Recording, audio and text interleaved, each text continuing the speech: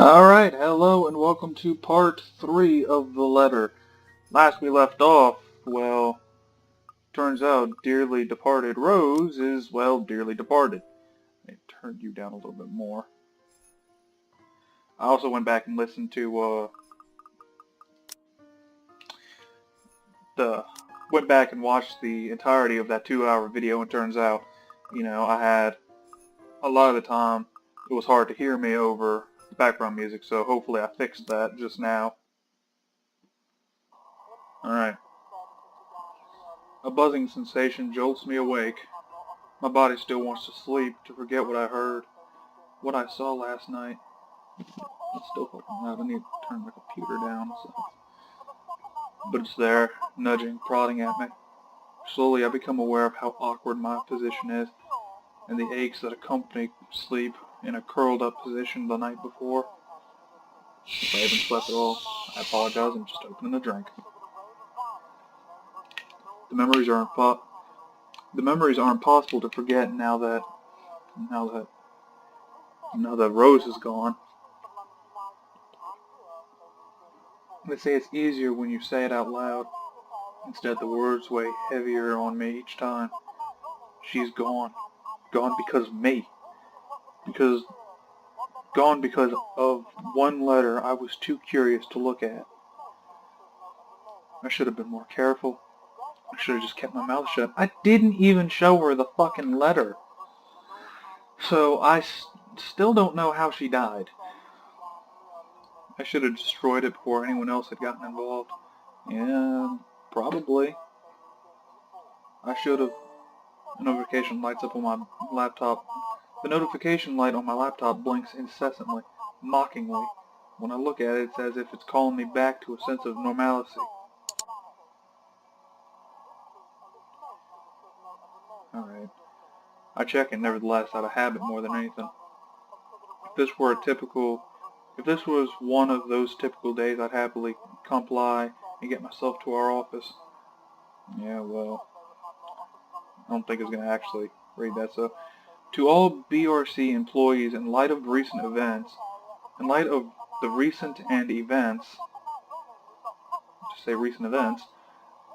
there will be an all-staff emergency meeting at 1 p.m. to 2 p.m. Attendance is a must. Company changes, new hierarchy and policies will all be discussed during the meeting. Everyone is expected to bring a copy of their own attendance logs and sales reports for the last 6 months to be submitted to your respective managers for review. We are expecting everyone's cooperation. Thank you. Joan Alice Schultz, BRC HR Manager.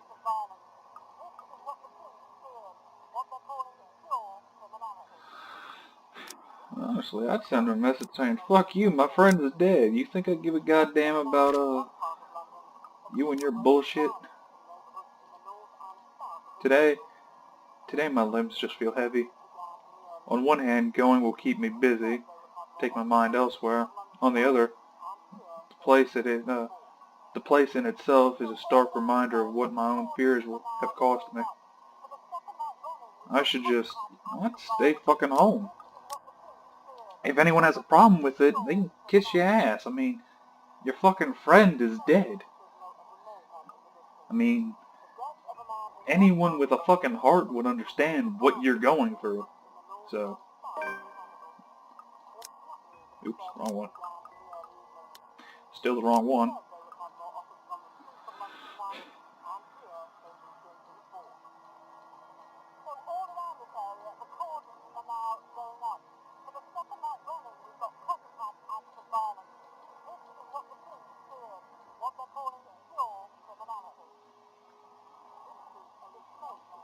Okay, I'm curious now.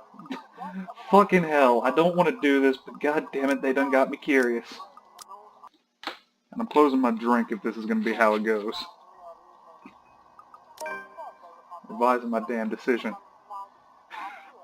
Moping won't get me anywhere. This is just like one of those things, isn't it? You deal with it with a smile no matter how big it gets, no matter how bad things get, and hope for the best. That's one way of looking at it. Although my whole body feels like lead and my limbs are sore. I push myself away from the chair and head to for the shower. The letter I dropped on the floor last night flutters open as I pass by, unfolding with no one else but me to see. Every word written on it glares back at me. They sneer, they ridicule, like living beings fully aware of what they've done. With a huff, I pick it up and shove it in my bag, perhaps with more anger and frustration than I'm used to showing. This, too, I'll deal with. Somehow, I'll find a way to make things right. I have to, for it takes more people from me, even if I must do it on my own. Papers rustling, telephones ringing, feet shuffling. Still nothing on relationships. All the way back. Go to work, stay home. Yeah, well. This be's a quick time event. Clearly.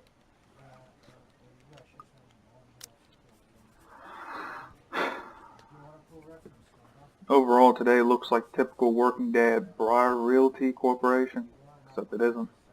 The air is thick with tension and unspoken questions. No doubt everyone present has already heard about Rose. If they missed last night's report, they'd likely see it in this morning's news, in the papers, or on various news sites on the internet, or from word of mouth. Everywhere is a bitter reminder.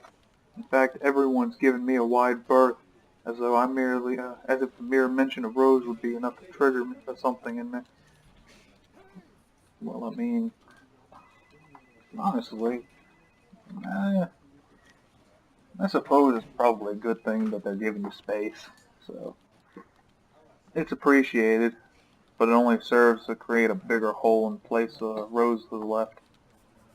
After lunch, my balls, balls?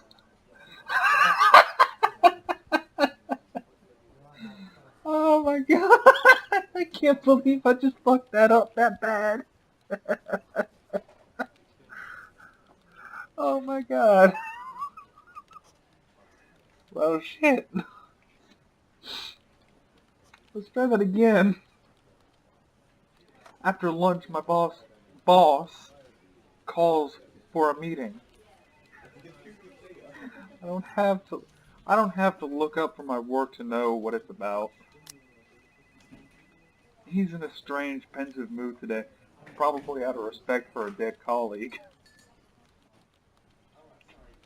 I can't get over the fact that I just called him balls.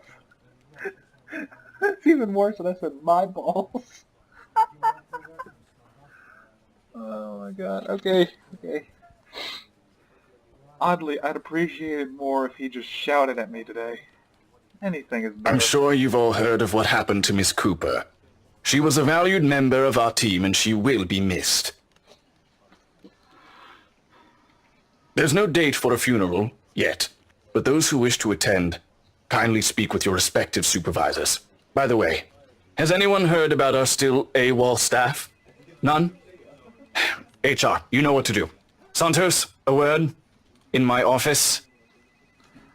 At the end of it, I've been given the entirety of Rose's workload, including finalizing the rights papers, and have been promised an ample compensation for my efforts. I think he's expecting me to be happy about it. Instead, I immerse myself in my work. I have to, anyway, if I want to forget. Employee of the month. No, shit. Trying to get the fucking thing off my... Time flies when you do, and by... Time flies when you do, and by... What? Time flies when you do, and by the time I give notice, it's already late. Everyone's already gone, leaving me in the company of a radio and a member of our janitorial staff. Okay, so I still haven't quite made it to this. I'm almost done with Isabella's storyline, apparently. Next is Hana, who I don't particularly care for, so... Yeah. I don't know. I hope hers isn't too long. I mean, Isabella's was kind of long, but it was kind of necessary considering she's the one that bought the curse around. Yeah.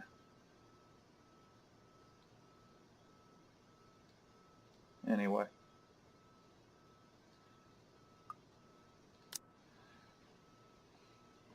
I don't even know his name. Rose likely does. She remembers people easily like that. The Luxbon Police Department continues its search for the following reported missing people. The radio blares one name after another. Hold on a second. Missing? Aren't they? Still, I have to check. Frantic, I turn back to my desktop. Loud tapping of my fingers against the keys fills the office for a better part of my shift, and I look through everything. The background of the place, its history, and its current owners, list of employees hired under BRC. And I'm right. Of course I am.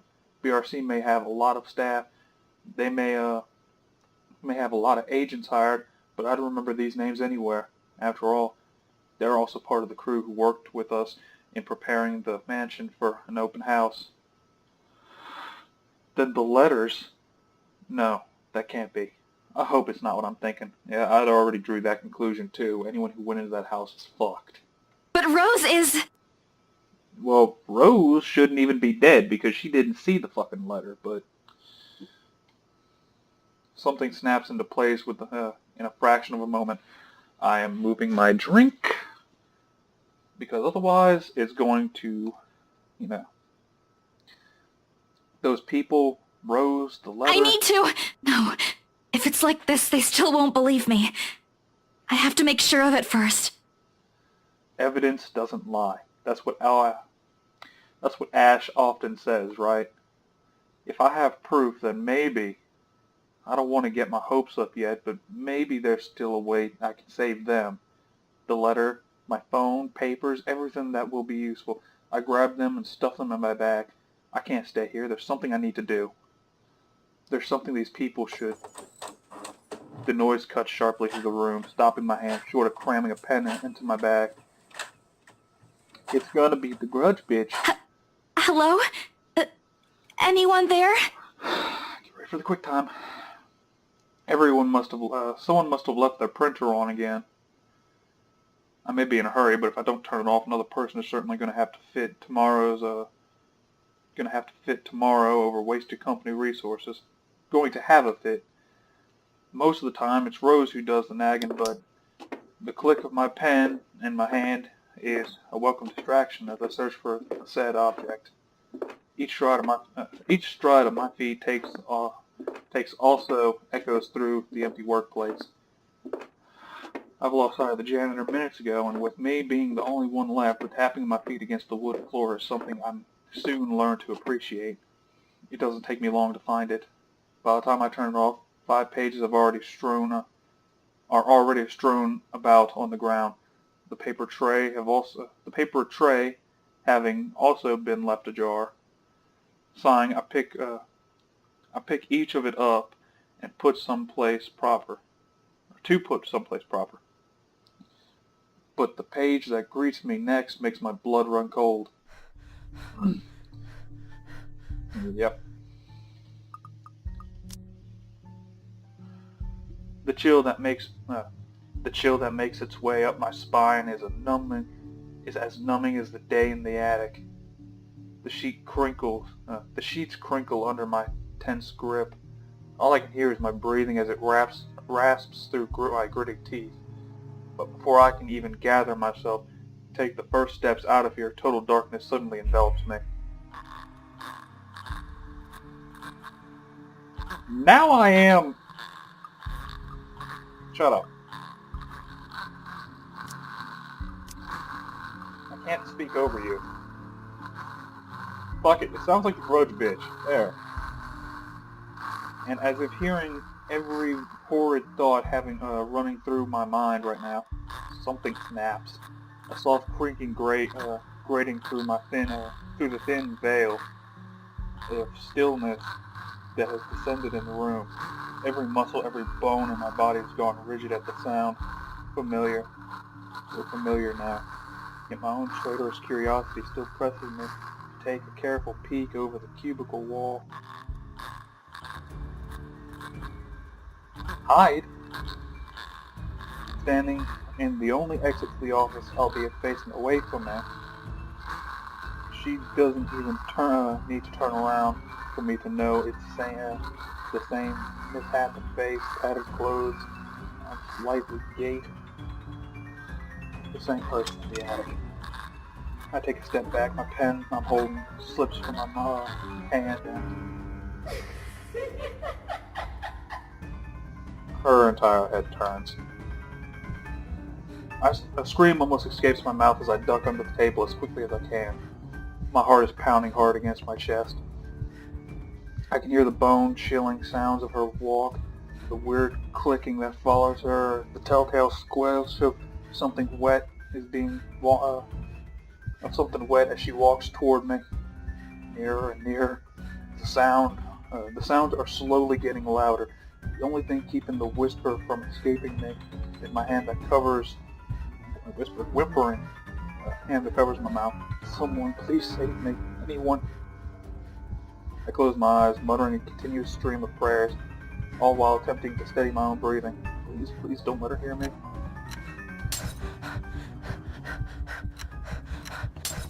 Fuck!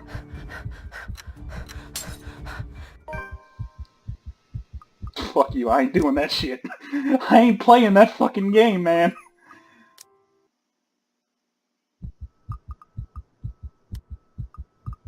No, I'm not doing it. No, fuck you.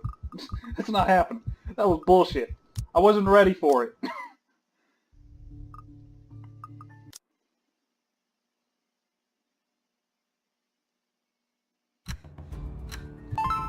Ah.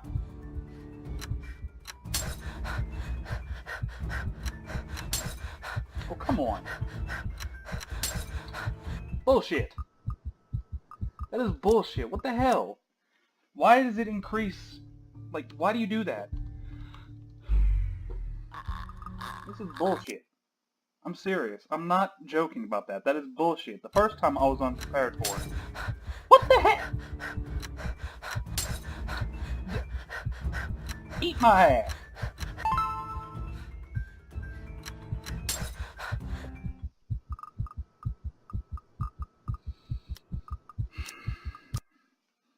You're pissing me off. That is bullshit. Why does it speed up? Why does it feel the need to speed the fuck up when you miss it? Are you fucking... You gotta be kidding me. Eat shit. No, I'm not doing it. Fuck you. That is bullshit.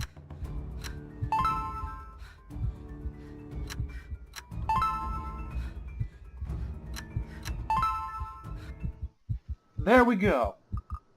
Fucking prick. Why does it feel the need to... Like, you miss it, and it speeds it up, so it just enhances your chances of fucking it up. That's bullshit, the way they do that. Game over. Yeah, I'm aware of that. That's bullshit, is what that is. The seconds, minutes stretch out before me agonizingly. Is she gone? Slowly I open my eyes, take a peek. I don't dare move or make a noise. In the face of such terror, I can only beg, let out silent pleas to whoever is out there. Please, please don't let her notice. I want to live.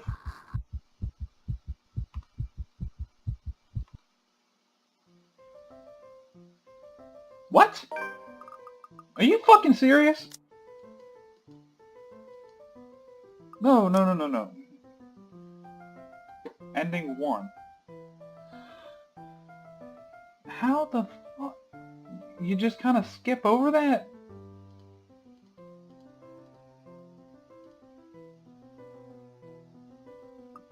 Fuck it. It is far too easy to get them to pay attention. Unraptured. Actually, how long is this fucking path? Tell me it's short. It's about as short as I'm... It's short, and provided I make the right choices throughout the, provided I make the right choices throughout the entirety of this little run, I can avoid dying and probably do this within, well, no, because with Isabella, it looks relatively short until you get to, well, hers is a fuck ton longer now that I look at it, but anyway. That fucking QuickTime event was bullshit, and it just comes out of nowhere. I was expecting Cap Z or something. Or, you know, keep the mouse in a circle, kind of like with the fucking Grudge thing. The Grudge game. But no. Just press spacebar, and every time you fuck up, it speeds it up. Speeds it up. You go from this, to this, to this! And there's just no way to do this. And I could barely do it from this. So, anyway. It's far too easy to get it is far too easy to get them to pay attention, unraptured. They hang on to my every word and follow my every move. All of it would have been stifling had I not grown used to such stares. Most are respectful, some are hostile, if we are honest. And a few are downright inappropriate. What, are they looking at your chest or something? After all, I am... Kinda right! Okay, this guy showed up, and I just hear, "Kinda right!" And I'm just sitting there like, oh, what the fuck is going on? There was a moment of agitation as a familiar but less than welcome face approaches me with a suggestive smirk on his face. That's more than suggestive. That's like, let me smash, Becky. Of course, I have to keep a benevolent smile to greet him as I greet any good friend. After all, this man can turn heads, being famous in his own right. Officer Lee! What a pleasant surprise. I didn't think you'd have the time to attend tonight's party. He was more Luke's friend than mine, really, and I am quite sure I only invited his wife. Much like I am only friends with the Chief Inspector because of Luke, Luke is only friends with Rochelle because of me. Unlike how I treated Lee, however, Luke never hid his animosity for the Lee matriarch. It has a odd sort of friendship. There we would have awkward... What? It was a odd sort of relationship where we would have awkward double dates. I've never understood people who did that. I don't even recall his first name. It started with an N, I think. Might be wrong. Aside from being chief inspector of Luxembourg police, his wife, Rochelle Lee Nevance, fucking fancy names, owns a General Electronics company, fridges and freezers. Oh, I always have time for my favorite socialite couple. Might I say, you look positively ravishing tonight. I see the husband isn't with you. The way he eyes me up and down, the way he eyes up, goddamn English, the way he eyes me up is enough to make my skin crawl. I just wish Luke was here to fend off the more unseemly of our peers. You know the ones. Men who are just a bit too friendly, staring too long at my assets and getting close just because my husband is not here. And to think they have the gall to do this at my own party. In my own house, might I add. But like any high society woman worth her salt, I know how to handle it with grace and dignity. I suppose you're looking pleasant as well. Luke's busy with work, unfortunately. Michelle isn't here. A shame. I do hope he isn't causing you much trouble. That husband of yours can be a bit daft sometimes, acting like he's still some young bachelor. The wife sends her regards and her apologies, but something came up with a doctor and she needed to attend to it. You know her, being pregnant and all. He makes small talk.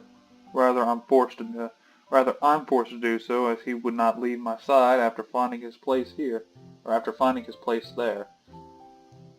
Much to my chagrin, never heard that word before, I've been extricated from a few from the few who flock in hopes of flattering, or I can tolerate them far better than Lee. He is a nice enough person, and I adore his wife, who is obviously the brains behind the two. And there is something unsettling about him.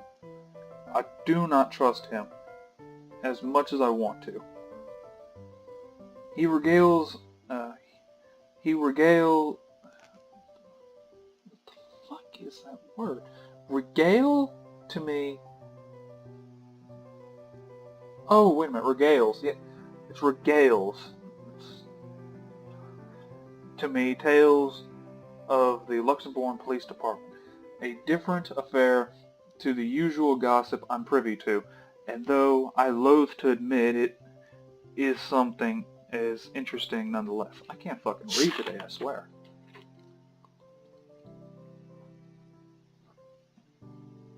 Coca-Cola.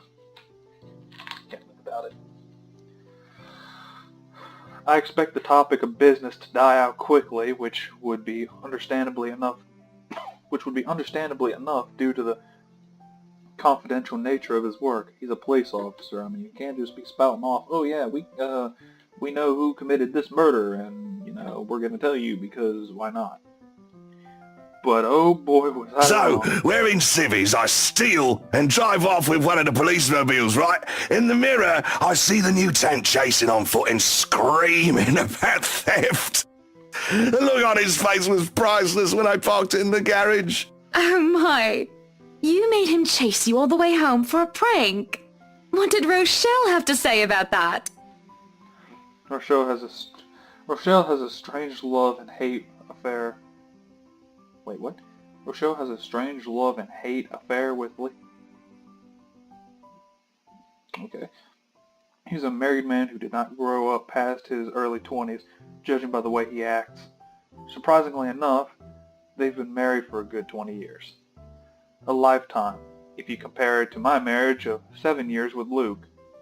I, on the other hand, well, Luke is no Lee. I should be happy about that, I suppose. Although my darling did have his moments. The wife pulled my ear and gave me a good talking to, though. Besides, we live in a flat a block away, so it wasn't much of a grand chase. Weren't you living in a house near the countryside? Moved for work, Or you probably don't. No, I don't. But a flat in downtown? I suppose if that's what you like. Oh, it's horrid. Hate that tiny place, no matter how convenient it can be for work. 55 square yards are not enough when you need to get away from the wife. I wouldn't mind a place away from the city. Even started looking at the ads. I spied an interesting lot, actually. Heard it was finally put up for sale, or that something mansion. You know the one with all the ghost stories. I know what he's talking about. There's really only a few urban legends around here. The It's- Ermagood Mansion? That's the one. Worthy of a king it is. I'd buy it myself, but Rochelle would only gripe if I brought it up to her. Not to mention all the expenses a place like that. It'll be a real fixer-upper. You also have to find someone willing to work there with how superstitious people can be. If it becomes a problem, just hire someone to do an exorcism.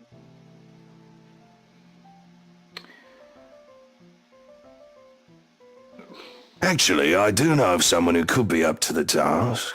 You remember the Ludgates party at their Christchurch summer residence? Of course! It was an excellent soiree.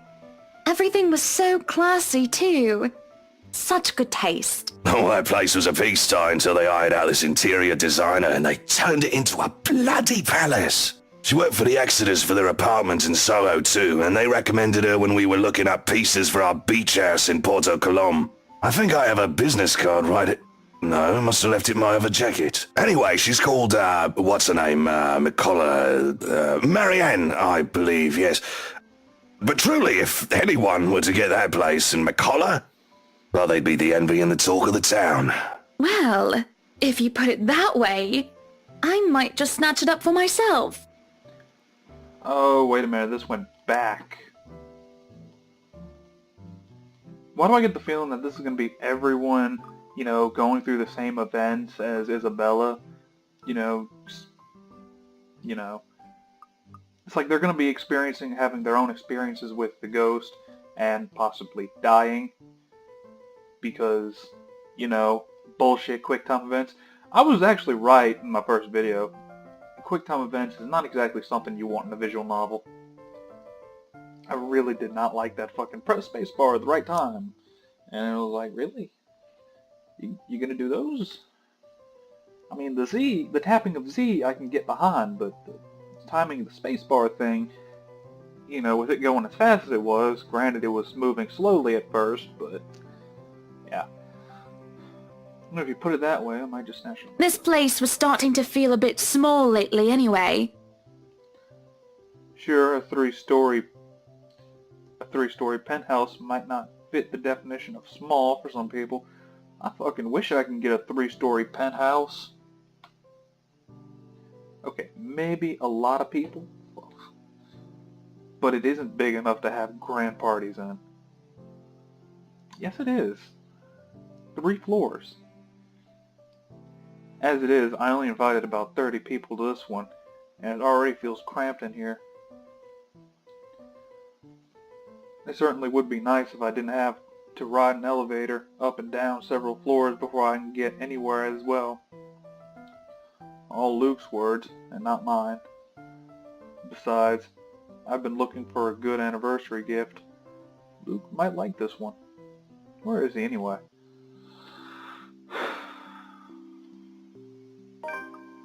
Oops, wrong thing.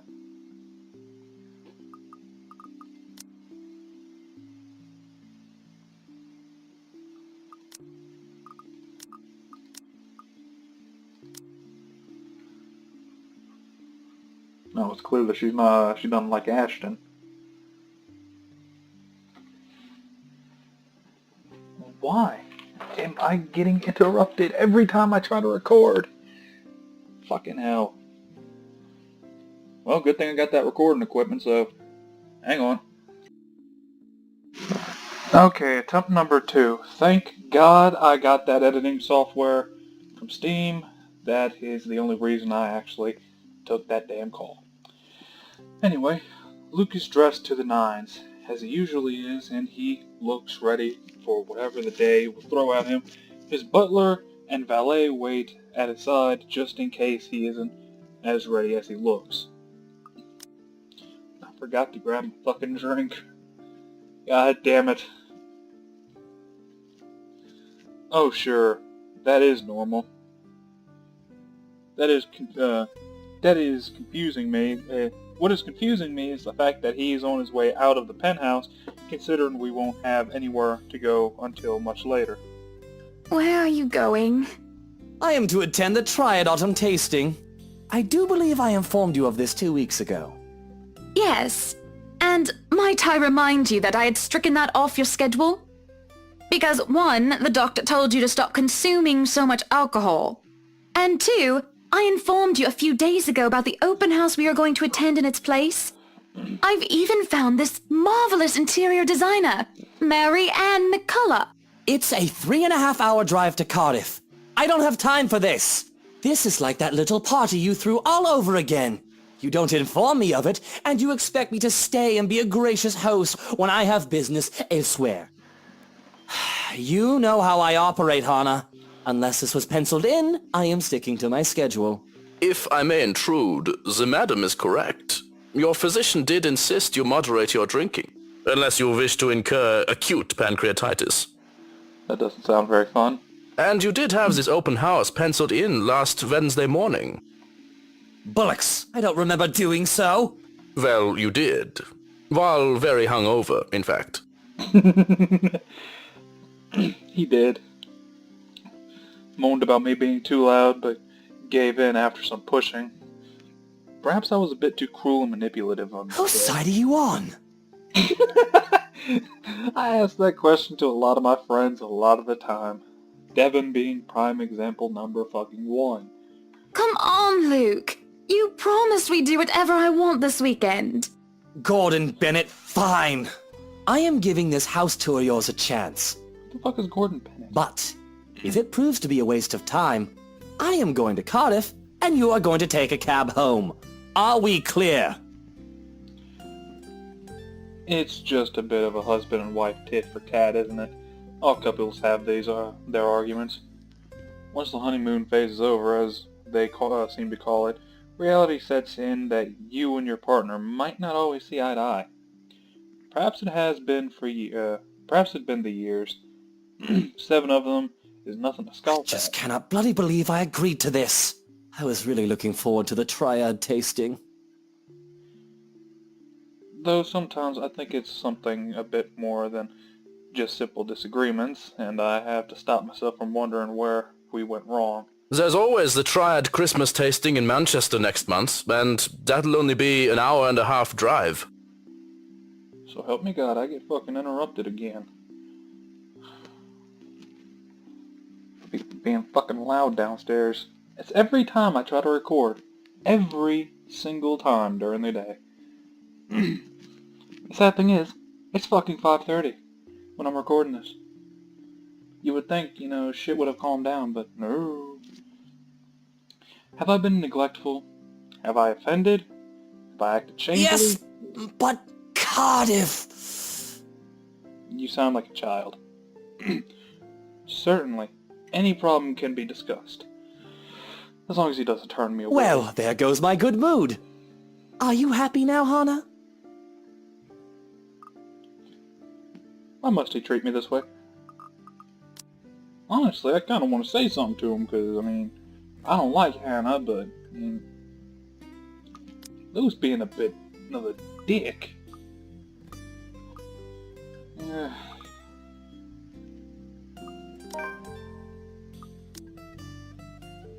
Really?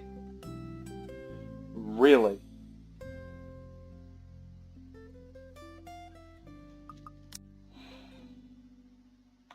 I am happy. And I'm sure he will be too once he gets over this little upset. Once he's over this little upset. Okay, I didn't just have a fucking stroke while I was reading that. Once he gets over this little upset. Oh, I'm not gonna correct it. There is no point in aggressively aggravating him anymore, so I keep myself from commenting on the issue any further. A sweet smile and a bowed head, no need to provoke. That's how I cope. So, when do we leave? Where are we even going? Oh yeah. Any other time I'd open my fucking mouth. But, oh no. The one time I decide to keep it shut and fucking kicks me in the ass. We're scheduled to leave after lunch for the Ermengarde Mansion. Das ist ja interessant. It's just Deutsch name. Is that infamous mansion, yeah? I can't tell if is he German? The ja kinda gives it away, but then again, I can think of, isn't there, several other dialects that are like that? I have seen it from afar. It's a huge property. Very beautiful if it wasn't left abandoned. Certainly a house befitting lords and ladies of the land. A house good enough for nobles, huh? It is well known then? I guess that doesn't make it a total waste of time. Our old sous chef mentioned going there for Halloween last year. We've not seen him since. Not that I mind. He made terrible pumpkin soup. Well, know what happened to him. I smile even as they turn their backs to me. The ride to the mansion is quiet, with Luke having stared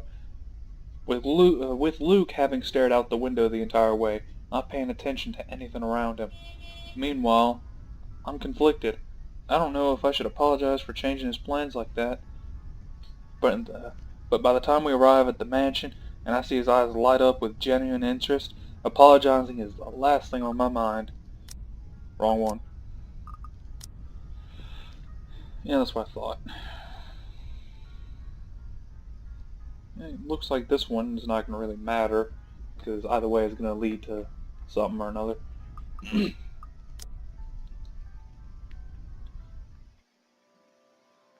The whole affair with the Ermengarde mansion is certainly an interesting experience. Oh shit. The place has been renovated and restored by the owners of what they claim to be acceptable, or what they claim to be acceptable standards. The mansion itself looks like something befitting of a fairy tale or a period piece.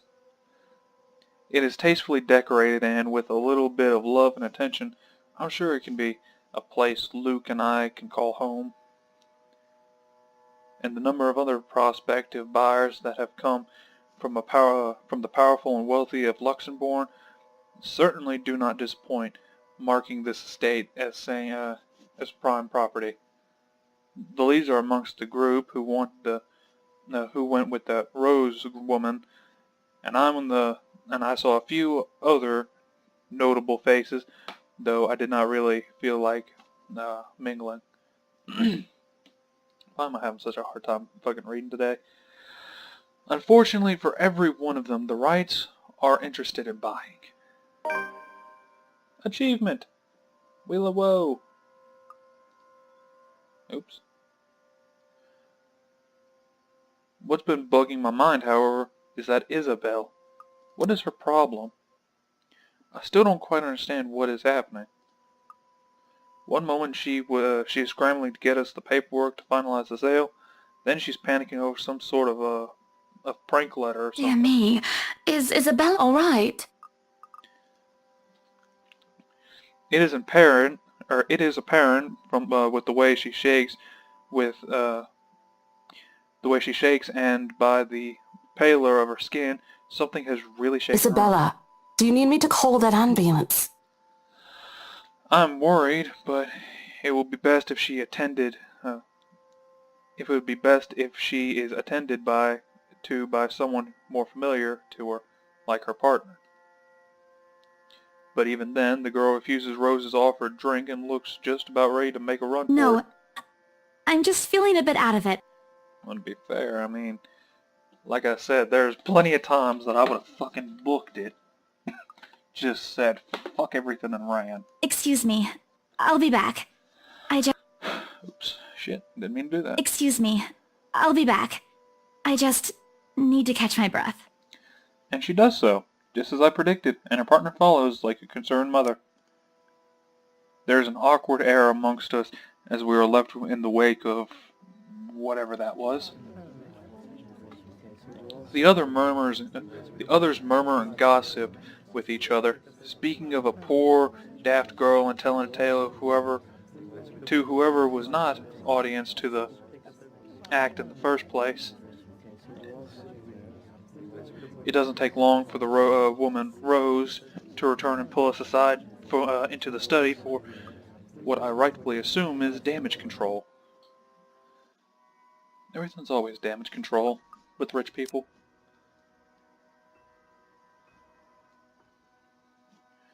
Oh, well, I guess this is because I didn't show, fuck it, whatever. Oh, shit. Rose invites Marianne in too, hoping to apologize to her as well, but the woman refuses, saying she's not one of her clients anyway. That leaves me, Rose, and Luke. The last all too eager to make himself comfortable in a study he, no doubt, already claimed as his own. I can't apologize enough about what just happened. Please forgive Isabella. She's been under a lot of pressure lately. She's young and all those rumors about this being haunted just got to her head. And it must be this terrible heat too. Not a drop of rain for days now. Are you sure it is wise to just let her go like that? Where is the poor dear? She might get hurt. She's more likely to hurt somebody else, given what just happened.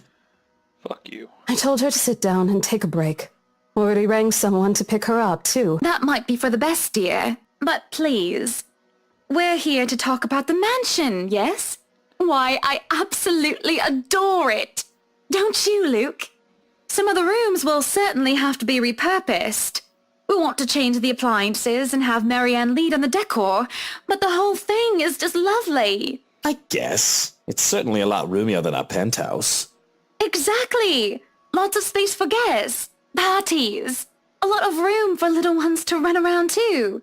Let's not discuss that right now, Buttercup.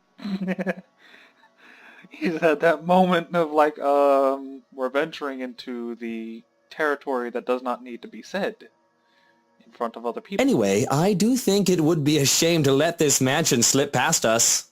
But you haven't even finished touring the house. Well, we like what we've seen. I am making her job easier for her, am I not? No need for loans or long price negotiations. We can just sign a contract and close the deal. Really, you'd think the woman will be more happy about an easy sale. I know how these estate agents worked, how long they had to wait, and how much they had to spend even just for a single sale. Why, she should be jumping for joy by now.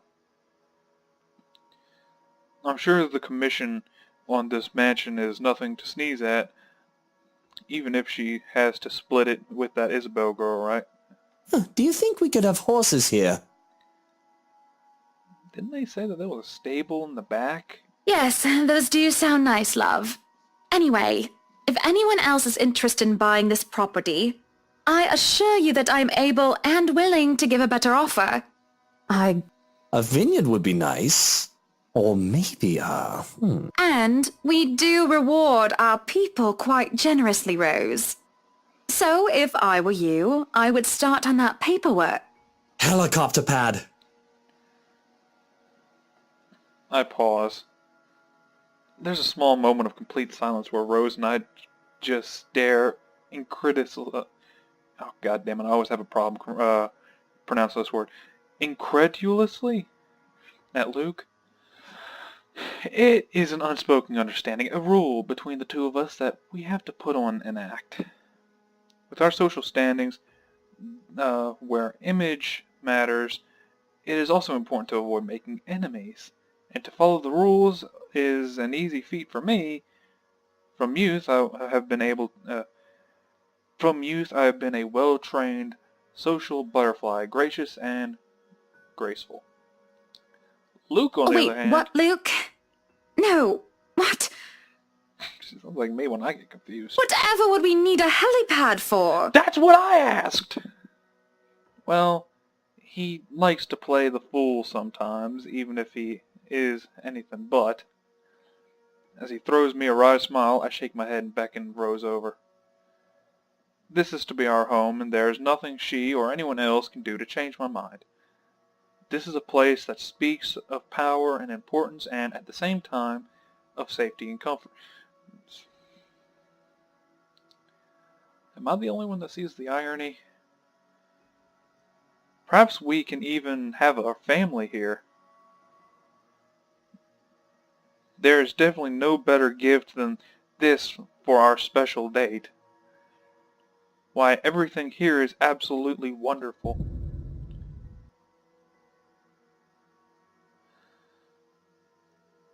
Oh, man.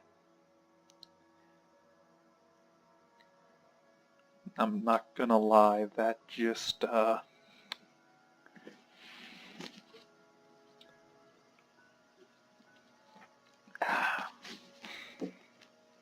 swear, I'm gonna need to start, I'm gonna need to get some fucking alcohol, play the drinking game every time that bitch shows up. She always shows up in the least obvious time. That's the good thing about the horror. It's whenever you least expect it. Well, except for this ugly painting in the study. It looks like a bad fake of an Edvard Munch painting. Here's the I don't know deal. who that is. I'm willing to pay 10% higher than your listing price. If anyone tries to outbid us, just add another 5%. I doubt anyone can, of course. Or, you know what? Just add 15% to the listing price, and we can sign all the paperwork now. I guess, if that's what you want. That won't be any trouble. I don't have all the papers now. Didn't think this would be a quick sell. I'll have copies sent to you so you can look over them. And if you'd still like to finish the rest of the tour with Isabella's group, you're more than welcome to. No, I think we're good here. We'd appreciate a private tour of the place a lot more, I think. All right. Should I let Marianne in, then? Marianne? Oh, right, she's been waiting outside the study the whole time, hasn't she? I'll need to have a chat with her to move this little mansion project Please forward. do. There's a look of apprehension when the other woman enters the study. Yet, like a professional, I see the moment when she steels herself and masks her worry. We have this Admirable. project then? Of course. Will you be needing anything from us? Having the floor plans would be a great start, just so that I can look at them beforehand. And if you could tell me when you're available for a meeting so that I can include it in my calendar? Oh, is a meeting really all that necessary, Marianne? I guess we can send Johans to help you out. You two can start by getting rid of this ugly painting. Again, scared the shit out of me. What painting? And lo and behold, the painting is gone. In its place, a mirror stands, which leaves me to look at my own confused expression. Why is the Steam thing? I'm not broadcasting, though. Fuck it, whatever. Odd. Well, no matter. Back to the topic at hand. Marianne, dear, we are simply far too busy to meet up. Free up my schedule. Question the need for a meeting.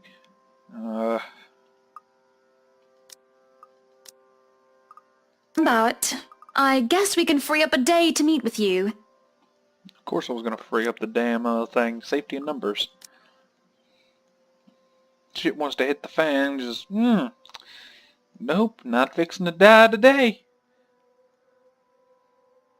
I wonder what these are gonna be.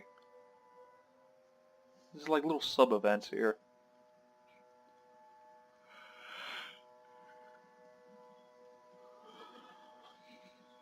I guess I should try to aim to get these sub-events, lest it be like the fucking Nonary games where it's like, oh, you missed these, so you get the bad ending. Because bullshit. I don't really need another Maudlin Monday reading about Maury anyway. The book club can function without me for one day. What time shall we be seeing each other? How does lunch sound? Besides, my house has a higher priority over a book club. Why, we can hold the next meeting in this place. Surely the beauty and grandeur of it all will inspire spirited and lively debates about whether modern-day writers could match up to the classics. I might as well clear up the rest of my week to handle whatever affairs buying this mansion requires of me. Any social activity can be put off until the Ermengarde, or rather, the Wrights Mansion's great debut. I'll have my fill of great parties and gatherings, especially when I organize them That myself. sounds good. Although, with a project of this scope, we might need most of the day to tackle your concerns. A more thorough inspection of the place is also preferable. Breakfast then. It's a date. It's really not. She got all flustered. All right. Monday. 10 o'clock sharp. We'll see you then. Actually, Marianne suggested that we meet at 9, but who is even awake at that unholy hour? Me? I get up at 9. At least whenever I sleep in. Other days I get up at 4. Because, you know why? Getting up at 4 is a good idea. I don't remember where I heard that it's actually good for your body. I'm getting way off topic. I was lucky enough to wake up this morning before Luke went all the way to Cardiff. As we say our goodbyes, shake hands and make it clear without outright saying it that we now own this house. By the time we left the mansion grounds, sunset is almost upon us. So, you really want to buy this place then?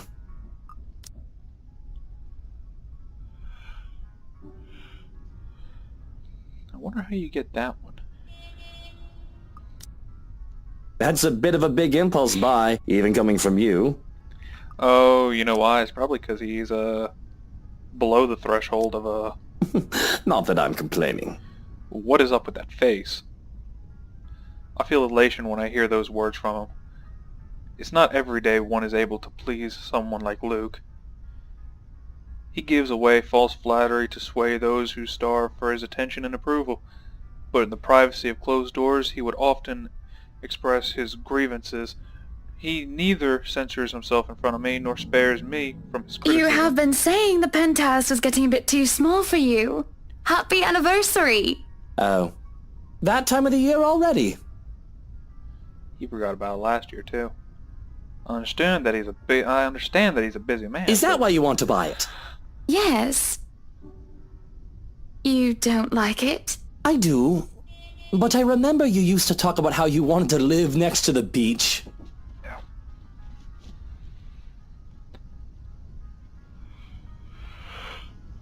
Oh, God damn it, the yawns are starting already. Botany Bay, Kent. I remember the sea. Water was stretched out for miles and miles as far as the eyes can see. As a kid, I loved our beach trips, swimming all day as much as I could. I was a well-behaved child, and the only time I was ever truly difficult was when I refused to get out of the waters, even when my fingers had gone all wrinkly. And even when they managed to pull me out of the water, it was always sandcastles. The day before we married, I told Luke that I wanted a house on a beach, and a dog, and a kid or two. None of those came true 7 years later. That was a childish dream. Living next to the beach is so impractical if you really think about it. I don't know. It's not a bad thought to see you in a bathing suit every day. Oh, we're flirting now. Okay. Maybe another time, love. We still have forever, don't we? He says nothing, only grabs my hand, holding it tight. We spend the rest of the ride home in silence. I miss the sea.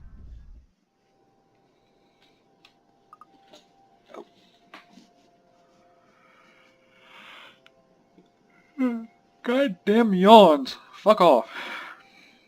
Sick of hovering over the low at 3 in the morning. The picture I paint right now is hardly glamorous. A horrible fishy taste is left in my mouth as I throw up what I had for dinner, and I hate the acrid stench that fills the lavatory. The burning sensation in the back of my throat is of no help whatsoever. I can feel another wave of nausea come up on me when the door opens. Hannah, what are you doing so early out of bed? I'm fine, love. I must have just eaten something bad. That's all I managed to say before vomiting again into the porcelain throne. Just go back to bed, Luke. I'm going to clean up here. I refuse to look at him. I don't want him to see me like this. The last time I've had a horrible morning retching into the toilet was during my college years, being the life of the party. Thoughtless and shameless, I had thrown away months of frivolous merriment and pointless hookups.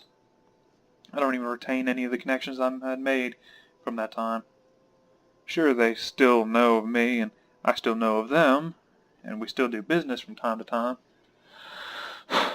But I've lost touch with anyone who I didn't see on a daily basis.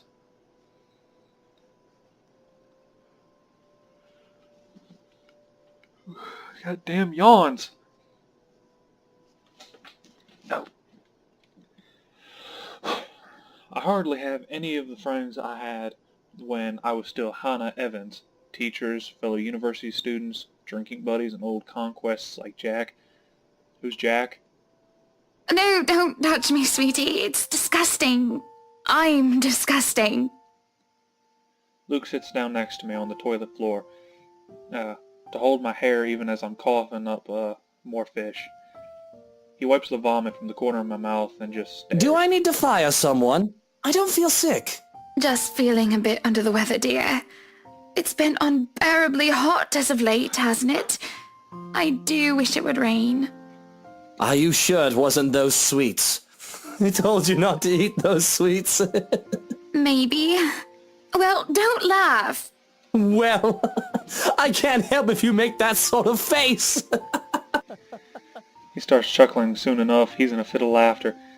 Scene happening next to a loo filled with sick just makes the whole thing bizarre, and it nearly makes me start giggling as well.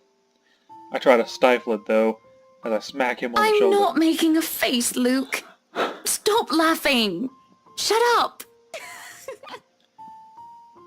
When he would not stop laughing, I let myself go as laughing bubbles from my own throat, and forget whatever ill feelings plagued me. We're just husband and wife laughing together at a funny face, the little things in life. I let myself go because I know that these moments will not last forever. But if I just know the terrible things that are to come for us, I would have wished that everything I have then and there, that the laugh stayed. Okay, so it's like she's narrating this, like, from a certain point on the story. But if I just know the horrible things that are to come for us, I would have wished for, with everything I have then and there, that the laughter stayed. So it's like she's narrating from later in the story.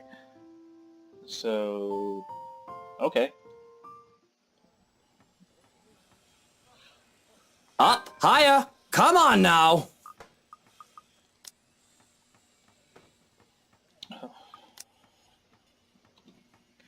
The place is bustling with movers, carrying furnishings here and there, along with several trunks of personal belongings taken from our penthouse. Luke watches them like a hawk, making sure nothing is handled carelessly or gets Careful stolen. now. I know your pictures are framed by cheap plastic, but those are framed by African Blackwood and are one-of-a-kind commissioned paintings. Each one is easily worth a lifetime of what you lot make. Luke, do the dishwashers go into the kitchen or the butler's pantry? Pantry, Buttercup. Careful, that's Emma. No, you there, put that down. You do not manhandle a Napoleon Abueva. I'm so confused. What the hell is Napoleon Abueva?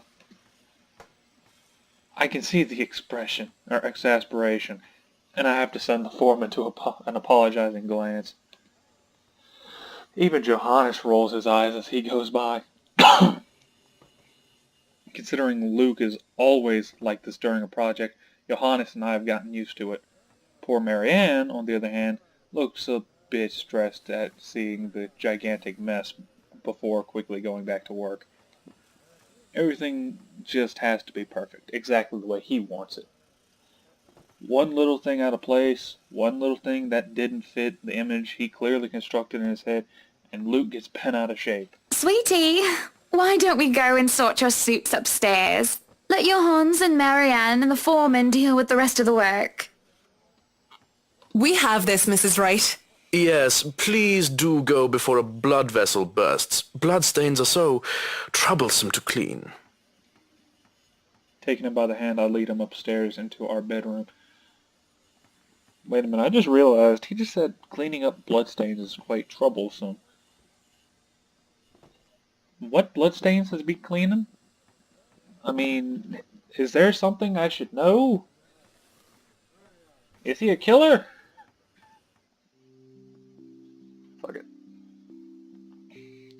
This place has been arranged first so that we can get some rest no matter what state the rest of the mansion is. I am definitely glad I can just lie down on a soft, comfy bed after what has been a busy morning. Watching Luke act like his life depended on getting this move done is tiring all on its own.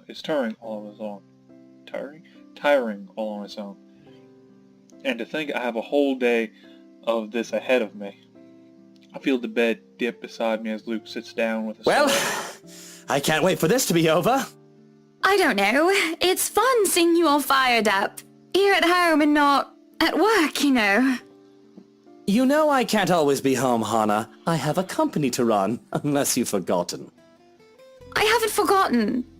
You're the one who insists on being there to make sure each and every little thing is under control.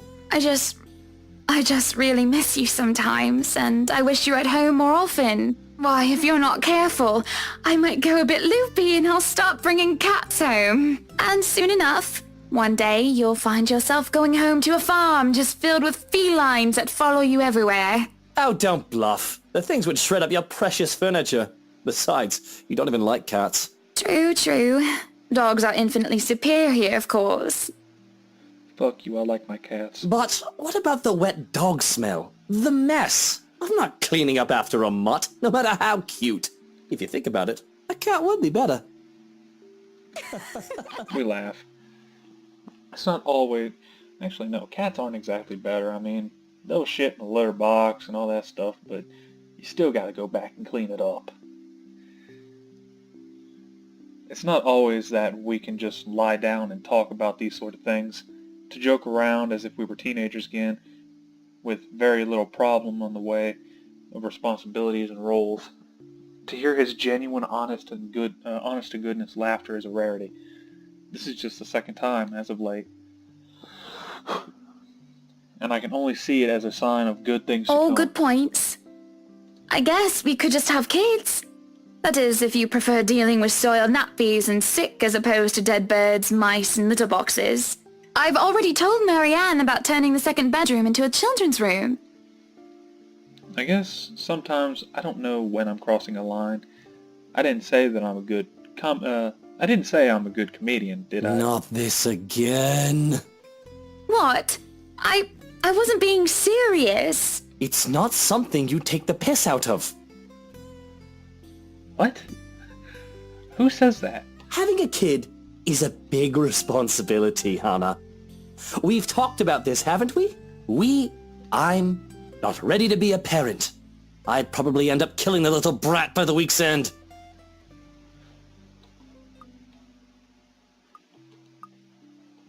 Oh, I'm about to piss him off. Kylie likes you well enough. Oh.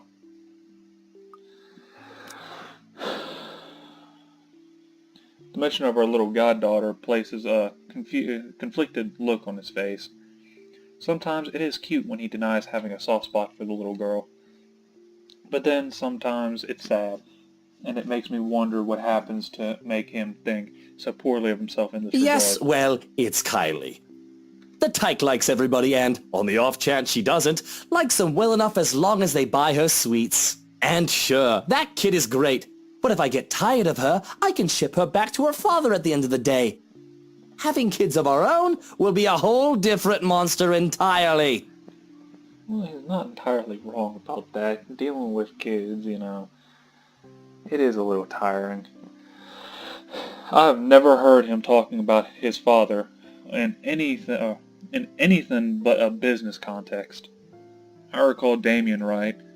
Kept hearing about him from my own father, even before I met Luke.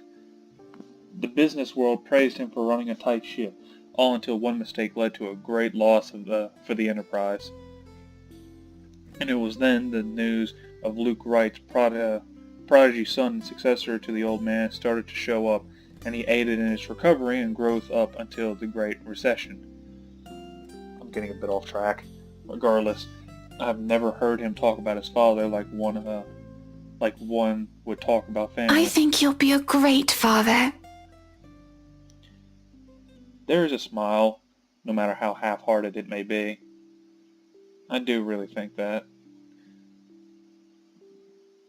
He might not be a good, honest man.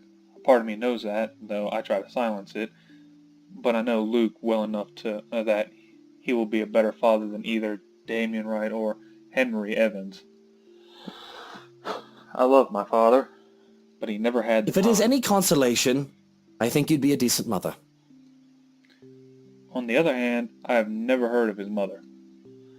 A silence settles, both comfortable and uncomfortable, with the familiarity in each other's company despite the awkwardness that had transpired. Defense and masks down, without anybody else looking, we are both together and alone in this quiet. Uh-oh.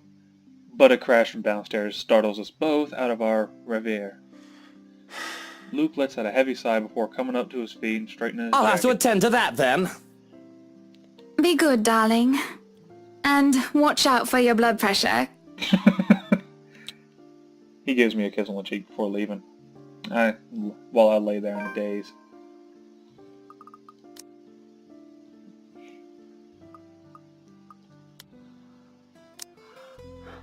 I never did read this. How old is she? April 30th. Taurus. I'm a Taurus too. In fact, she's only 3 days ahead of me. 31 years old. 5'7", heiress, former fiance, finance manager, British. What the fuck is Anglican? No, whatever. Education, master's in business administration, major in accounting, likes Bullabase? Dogs, fashion, parties, and dancing, the beach, children, iconic women, charity, and math. Fuck math.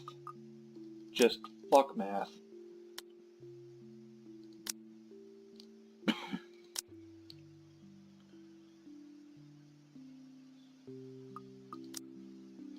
Alone, as per usual. I really should be used to this by now. I can feel the moments tick by with me just lying there, feeling miserable with and full of self-pity. I've rolled over on my stomach at this point, with my face buried in the pillows when there's a knock at the door. Grumbling at them to go away doesn't work, as a voice comes from the other side. Madam, the photographer from Luxury Living is here. Wait, is that today? Oh, yes. People had caught wind of our new mansion, and every moment we left the house, the very moment we left the open house, Luke had boasted he could acquire the property in no time and allowed the photo shoot for an interior design magazine to be scheduled today.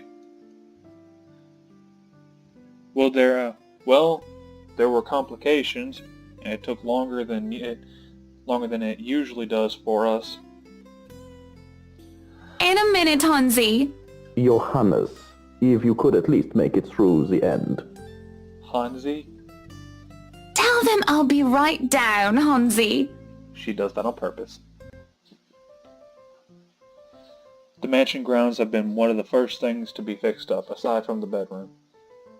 Although it's still a work in progress, it had a promising start and I can already see the flower patches. Please let me get these two sub-stories, or sub-events.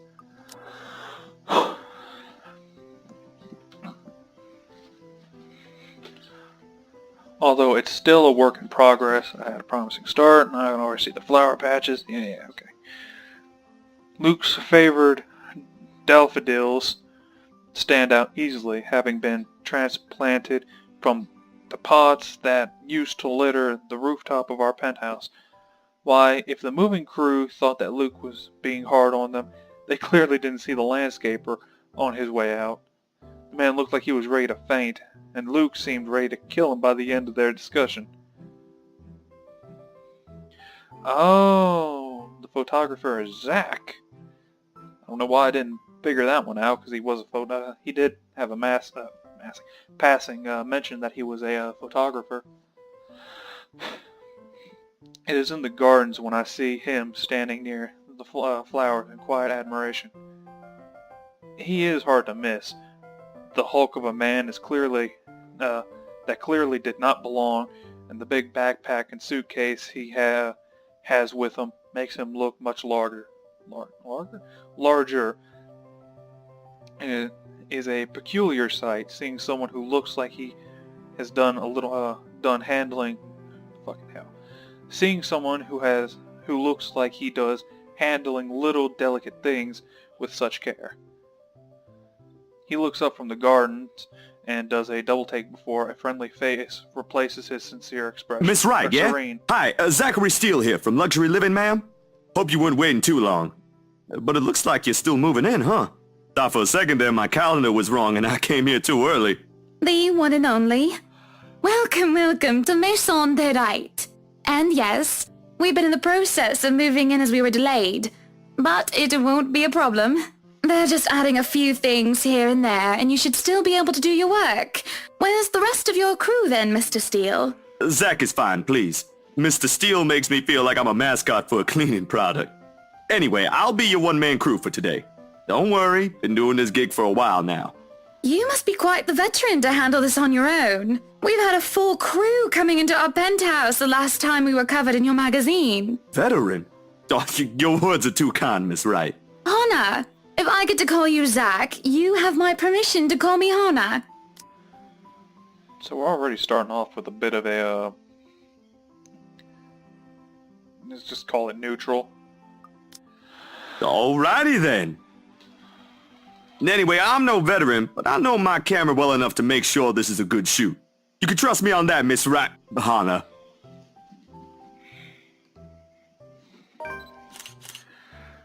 Monsieur de Photographe. Oops. Zachary proves quickly enough that I can, in fact, trust him. His skills with the camera and experience in the industry, at the very least. He is kind and courteous, listening and following as I lead him around the house. Well, fuck me sideways.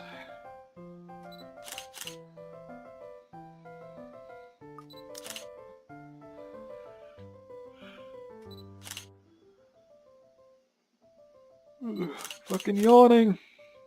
I need to stop. A really nice fellow, and he treats our household staff well whenever we cross paths with them. I answer his questions to the best of my ability, and he is patient enough to answer mine whenever I get curious enough. For one, I ask what the bag is for. They are quite the They are quite the magician's toolkit. From inside, he had procured several items to embellish the interior with. Bowls and fruits, lemons, trays, and pepper mills, stacks of cookbooks, cutting boards, and glass canisters filled with colorful nuts and grains are brought in for a kitchen setting. For the bathroom, there are white towels, seashells, and decorative soaps. There are other things as well, too numerous to count, all in that large backpack and suitcase. Tricks of the trade. Softens up a room, makes a place feel more homey, and fills it up with texture. But you guys probably have better stuff I can use for this. No lights? Don't tell me all these are just props. Well, I've got my tripod here. For things like these, natural light is best. I'll just have to set the shutter speed to a real slow setting, and as long as nobody steps into the shot, it'll look great. Oh, it better. We go through the rooms one at a time, though. We first tackle the ones that the movers have no business in anymore. The ballroom needs little preparation, with its grand design. Let me take one last look. Yeah, choices are coming. Game over is coming, too. Well, with my last experience, I honestly hope I get this one. And I am not changing it just because I'm curious what the QuickTime will be. Fucking QuickTimes can suck a dick. And this one I might just be up shit's creek and end up having to do that because, yeah. The ballroom needs little preparation with its grand design. Although there is some trouble at first with the wide open space in the picture and the pictures being backlit. This is the kitchen that Zachary's props come in handy. It is in the kitchen that Zachary's props come in handy, considering how Johannes keeps the place so neat and sterile, one can practically eat off the floor. We carry on touring the house and taking pictures where we can, with exception to the rooms which have yet to gain any purpose or design. Too bad I can't take a sneak peek at his photos yet. Funnily enough, he's using a traditional camera. I didn't even know film still existed. With the way he speaks, however, I can tell that he knows enough about the craft that I'm not too worried about botched photographs. I imagine photography must be cathartic for him, judging with how at ease he looks while taking pictures. There's little snippets of conversation in between the clicking of the camera. He even goes as far as to talk about those terminologies like shutter speeds and aperture, whatever, when I ask about the technical aspects. I can't quite see the picture as it is made, much like when I watch artists paint on their canvas, but just watching someone passionately practicing their craft, such as this, is exciting in its own way. Going through the many rooms has been quite the exercise for the both of us. Despite that, he has been so nice, and I find myself putting on my best smile.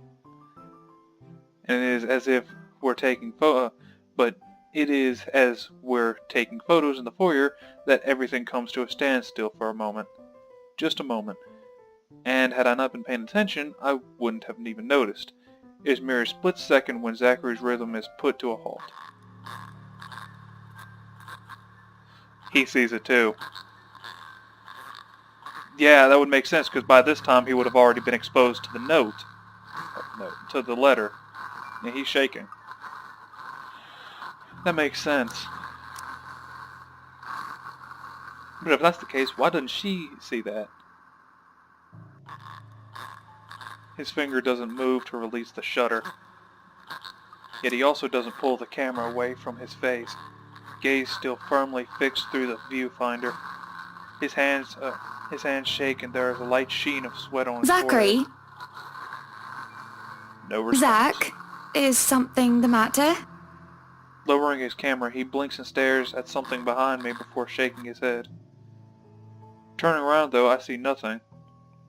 I could have gotten his attention. Oh, no, there's nothing wrong.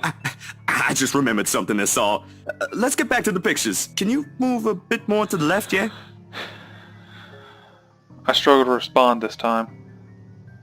There's a sudden weight on my back and an indescribable tightness around my throat. Everything stops, and everything starts again, and I managed to choke out. If you're sure. I don't know what just happened. It was probably just a dizzy spell. I'm fine. And he said he's fine. We continue at the same pace as before, although there's an unspoken agreement that we will not talk about what just happened. So, is this a full-time job for you then? Nah, I just freelance mostly, for magazines, newspapers, and events. So you can't really call it a full-time job. It's fun and it puts food on the table, but it's not what I really want to do. At least, not all the time. What is it that you want to do then? Maybe I've been out of line sticking my nose into other people's business, but I can't help but ask. I regret doing so, as I see his shoulders slump and the easygoing air he has fades away. He looks torn over whether he wants to talk about Films. it or not. Documentaries mostly. But cinematography is a lot more difficult than photography, right? I was working on this thing, actually. What thing? Well, it wasn't really a big thing. People didn't like Blue Fonzie very much. People don't like a film about colors. I suppose they would have liked Blue Bibby a lot more. Very funny. So, Grand Director, do you want to tell me what Blue Fonzie is all about? He hesitates, but when I refuse to budge on the matter, he gives in and spills it all out. Bleu Français, oh god damn it, that's all French. Bleu Français, l'air la plus sombre des Noirs Britanniques. Okay, well I did good up until that last one. Dark blue, the darkest hours of the black British. He speaks with the passion of one who has gone through the very matter he is concerned with. There is conviction, knowledge, and experience in his speech. Why, I would have told him that he was an amazing speaker, if only I wasn't so engrossed listening. Prejudice and discrimination in schools and in the workplace, lesser chances and opportunities and higher chances of being treated like a criminal. He spoke of blacks through people of color in general, still being treated like second-class citizens. Oh.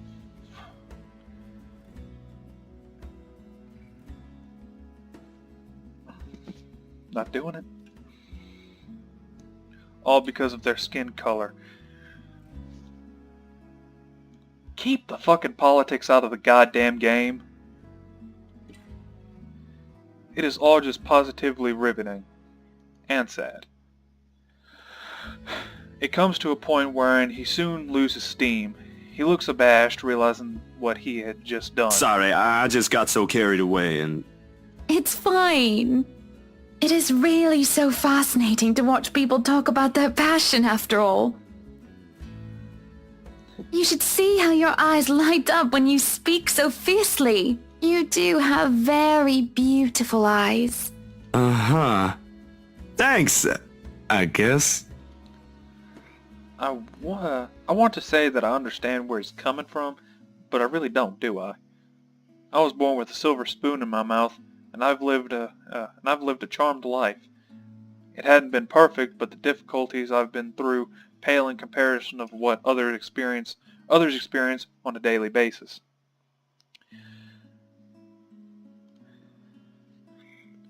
I certainly don't know how I would have fared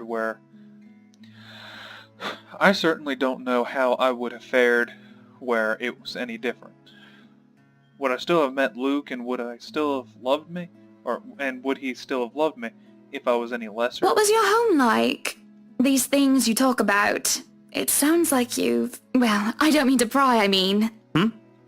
Live with my older sister and my grandparents. We had a shop selling all sorts of things below our flat. And well, I was one of the few non-white, non-British students in class. Please keep the politics out of the game. I didn't get pushed around or anything straight up. Even then, I was one of the biggest kids around. But a pencil and notebook would go missing, you know? People lose shit all the time. Oh, that I knew. Children can be so cruel sometimes. Of course, it might be the slightly different story when you have a personal guard and the stolen item is not a pencil, but an expensive heirloom. So what about you? How you liking your new house? It's pretty impressive. It's nice, I suppose. You suppose? Not big enough? What? No, oh, don't be a bully. It's just that... I understand if you don't want to talk about it. I was a little girl all dolled up and treated like fragile porcelain, with nursemaids waiting to me hand and foot. All the material possessions anyone could ever want, I could ask for on a whim, and it would be handed to me just like that. But I barely saw my parents, just goodbye kisses in the morning before they went off to who knows where they were needed to next. I saw them more often on the telly or in the papers than I did in person. I remember my old house. It was a lot like this one. Big walls and big halls, but nobody in it. Not really. It makes you think how alone you are. A pensive mood overcomes us. There's a moment where neither of us are sure how to go on from there.